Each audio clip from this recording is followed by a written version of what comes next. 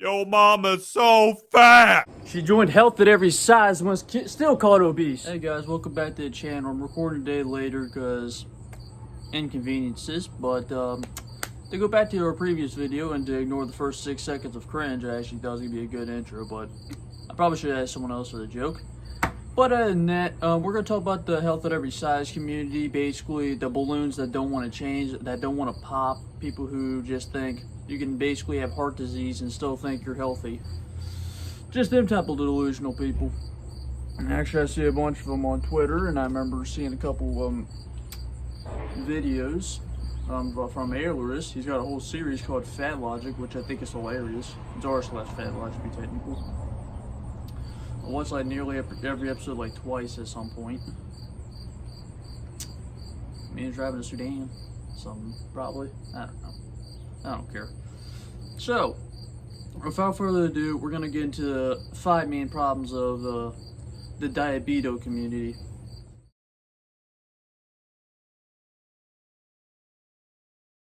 Okay, well, problem number 1. I don't know exactly where this idea first originated from. I think it was actually slightly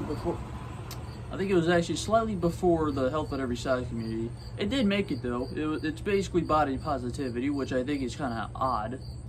It's nice if you're like different, as in like quirky different.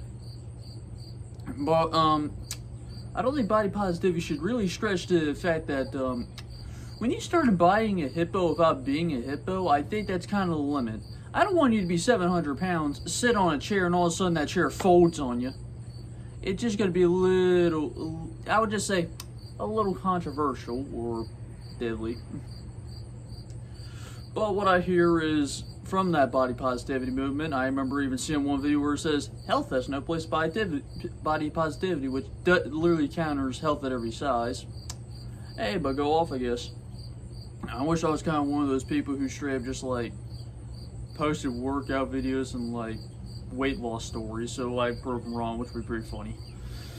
But about that, the overall problem with it is you basically are like, well, you should love me for the fact that I look like a freaking balloon filled with sausage water instead of normal water, and then but when you pop me and Nutella comes out, you're like, okay, bud. And they're saying that changing your weight is like changing your sexuality. I think you see the problem. I think it takes a lot less effort to, lose 500 pounds and stop being moto than just change what you like. I don't know how long it takes for someone to change their sexuality. There probably should be more scientific studies about it, but yeah, back to Gloria over here. So basically, I think it's weird. You just get one of the fat people in a two-piece bikini, and all of a sudden that body makes it a puke fist. Now for next issue.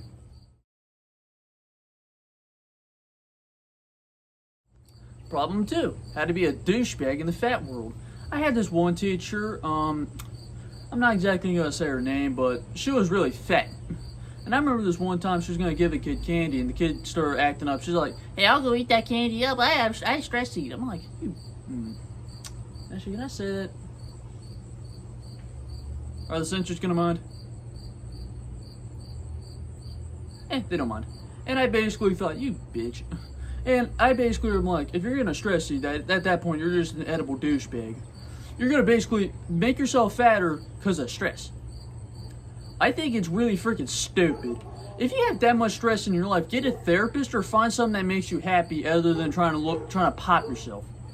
Like I hear that one what was it again? It was that one kid's board game with like the pig. You just make him eat until his freaking belly blows up.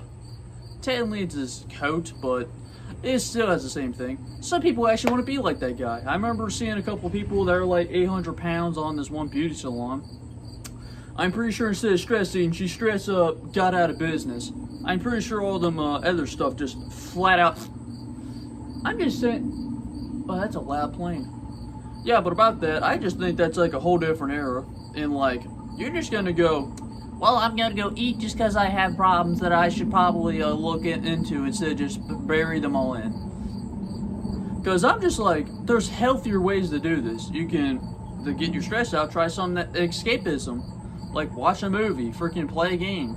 Escapism is actually a very creative way of dealing with your problems. You can deal with them in your head, and you might one day get some confidence. I would recommend watching, like, probably reading Superman All Seasons or Superman All Star. Them two books are actually really freaking good. I like that one scene where he says, "My mom made it for me," when the kid's in a nice costume. But yeah, let's go to the third issue.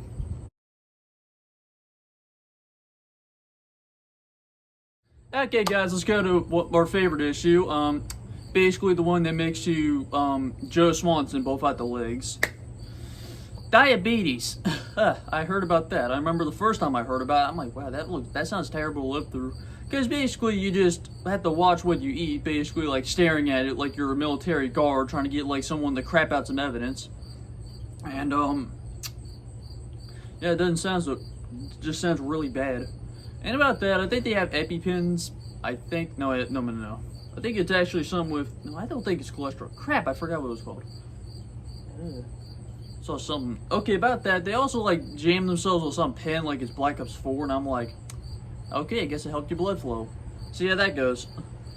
It just seems kind of odd for that stuff to happen.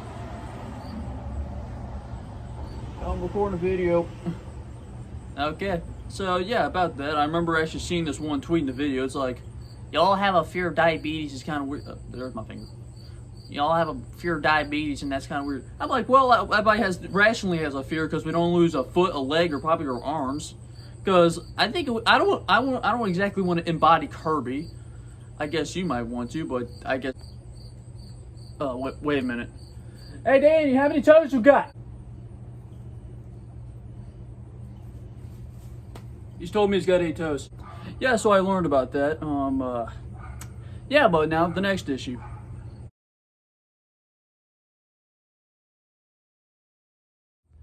Okay, now of one of the stupidest issues I've ever freaking seen. Holy crap, my feet are already dirty. Yeah, about that fact. I actually see a couple posts where these beluga whales basically tell us that, I gotta catch my breath real quick, that being fat is feminine. I think I've seen more fat dudes than fat women, so it's technically masculine. And about that, don't some of you fat women lose hair? Like, think about it. I got a whole head of hair, but y'all might be looking like bowling balls if you keep getting that fat. With the lack of cholesterol in your blood, it can probably make your hair fall out. Probably an unregistered doctor myself. But about that, I don't think I know anything feminine about a hippo. I look at them and I assume they're all male. I think. But as you can tell, I forgot. Yeah, but I just don't know where the idea they got it feminine from. I think that at that point they're actually reaching. Actually, the next problem, they're going to be reaching super hard. They're going to actually spring out their wing. They're freaking bingo wingo. Kind of weird. I actually see a couple Birdman videos and they're pretty funny. Yeah, if you look for channels that talk about fat people in the funniest ways, go with Birdman, Briz, or freaking Ailerus. Crap's hilarious. I just know it's not exactly feminine when you get stabbed and Nutella starts gushing out. And now for our next problem, then probably our last one. I hope so, but until they come to my house and roll it over.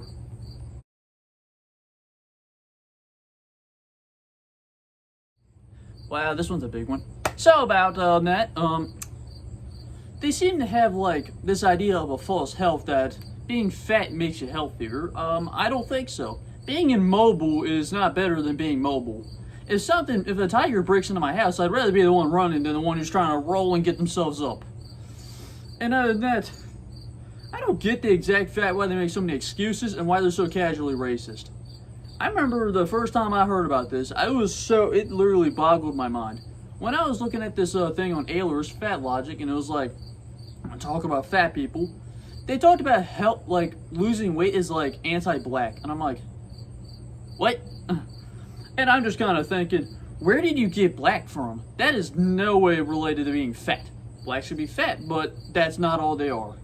I don't know if the person who made that up thought it was a good idea to just go, well, every black person in my community is a little bit obese, so let's say they're all obese. I'm like, no, that's actually kind of racist. Because I'm still thinking about that, and I'm like, yeah, how's that going to go with them? Are they no longer black when they lose weight? They're going to go from like 350 to like 175. They'll be stacked of muscle, and all of a sudden, whoop, you took their black card. Like, what the crap just happened there? Like, do you expect black people to look like black bowling balls? Is that probably what you got it from? I'm pretty sure them people just think about everything around because they look in the mirror and they're like, wow, I should probably go bowling out today. What got my wrist? What is this stuff? Yeah, there it is. And other than that, I still think about the fact that health of every size and like other fat communities, the movement of no movement, basically like to think about the fact, what about skinny people? I think they're kind of unhealthy. And I'm still thinking about that one post where it's like, when we gotta call overweight like average weight and average weight undernourished weight. I'm like, well, one, you suck with words, it'd be underweight. That's pretty simple. And two, the average weight is based on a whole lot of average. The average part of the community is built like me. But then you got the other, the how do I say this? It's like the big round things that come out of the ocean. Yeah, they just roll up, get on Twitter. How dare you make fat jokes? I will cancel you by rolling over your whole family. And I'm like, wow, I guess I'm Indiana Jones now because I got to outrun a boulder. Man, that crap just gets stupid real quick. They also make a really about a dumb excuses. I think I probably talked about the casual racism already. That crap's already fleshed out. So instead of me just jabbering, I'm just gonna let a professional chat himself in the video. Basically, you can call him a gym bro, but you go in the video for a nice little twist. All these people out there today that want to promote this positive body love image movement. Let me explain something to you real quick. When you want to dance around in your skin tight leotards with your fat rolls hanging out and saying you should love me for my personality, not my body, and you're promoting laziness and eating unhealthy and doing this, that, and the other and giving little care or concern to your body, let me tell you something. Let me accuse you of one thing here. You will not be there by the bedsides of the people that are currently dying from heart disease, which is the leading killer in the United States right now. You will not be the one paying the damn hospital bills. But you can stand there at their bedside and, pet them as they're dying and say, well, you know what? At least people love you for your personality. Let me tell you something about self-respect. If you've got self-respect, you respect yourself enough to take care of the only body you've got. And suddenly, all of a sudden, everyone in this world has got a damn excuse why they can't be healthy. You sit there and say, what's your reason for being overweight? Oh, well, and then the excuses start coming out when so many of you know damn good and well deep down you have no excuse.